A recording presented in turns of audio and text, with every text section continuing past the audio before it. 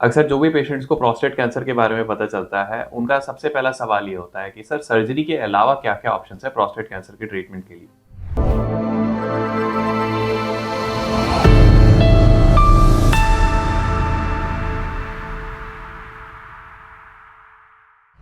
Good evening, मेरा नाम है डॉक्टर अमित बंसल। मैं हूँ senior consultant and unit head urology, euro oncology, kidney transplant and robotics.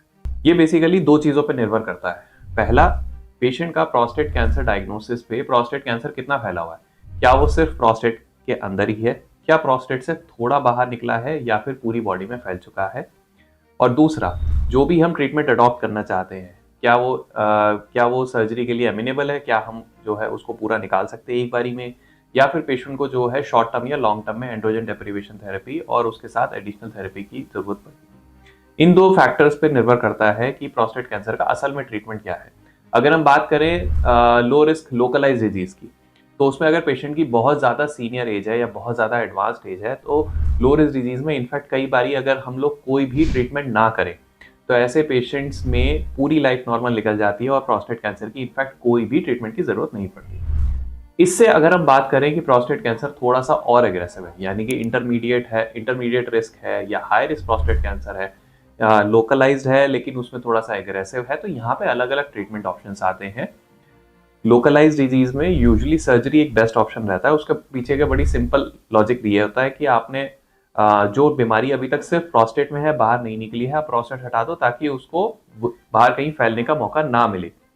अगर डिजीज काफी ज्यादा एग्रेसिव है या फिर आपको ऐसा लगता है कि पेशेंट जो है ये सर्जरी टॉलरेट नहीं कर पाएंगे, तो ऐसे केसेस में रेडिएशन भी काफी एक अच्छा ऑप्शन रहता है।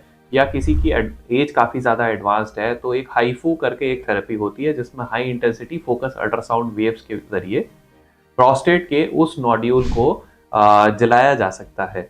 इससे ज़्यादा अगर डिजीज़ और ज़्यादा एडवांस होती है, मान लीजिए कि वो प्रोस्टेट कैंसर से थोड़ा सा बाहर निकली हुई है, तो ऐसे केसेस में अकेले रेडिएशन और हाइफू भी कुछ नहीं कर पाते। उस केस में साथ में एक ऐसी थेरेपी स्टार्ट करनी पड़ती है जिससे कि आदमी का टेस्टोस्टेरोन लेवल कम किया जाता है, चाहे सर्जिकली या फिर मेडिकली, जिससे कि जो बीमारी शरीर में और जगह पे फैली हुई है उसको काबू किया जा सके, क्योंकि आप शरीर में सब जगह पे ऑपरेट नहीं कर सकते थे। अब मान लीजिए अगर कोई कैंसर की ऐसी गांठ है जो कि किसी की रीढ़ की हड्डी में बैठी हुई है, जिसमें कि बहुत ज्यादा पेशेंट को पेन है, ऑब्वियसली वहां जाकर के हम लोग कोई बहुत मेजर सर्जरी नहीं कर सकते, तो वहां पे रेडिएशन का एक बहुत इंपॉर्टेंट रोल आता है। देखिए, हमेशा ध्यान रखिए, प्रोस्टेट कैंसर एक ऐसी जटिल बीमारी है, इतनी वर्सटाइल डिजीज है जिसमें हर स्टेज पे सर्जरी की जरूरत नहीं होती है और हर स्टेज पे हम सर्जरी कर भी नहीं सकते। There are an number of options. जितने भिन्न भिन्न प्रकार के मरीज होते हैं उतने ही अलग अलग तरीके के ट्रीटमेंट्स भी होते हैं। सो जब भी आप अपने किसी यूरोलॉजिस्ट या यूरो ऑन्कोलॉजिस्ट दोस्त से या अपने डॉक्टर से मिलते हैं और आप उनसे प्रोस्टेट कैंसर के बारे में डिस्कस करते हैं या और जानकारी लेते हैं, तो इन ऑप्शंस के बारे में जरूर डिस्कस करिए कि क्या ये आपके केस में एप्लीकेबल हैं या आपके केस में एप्लीकेबल नहीं है।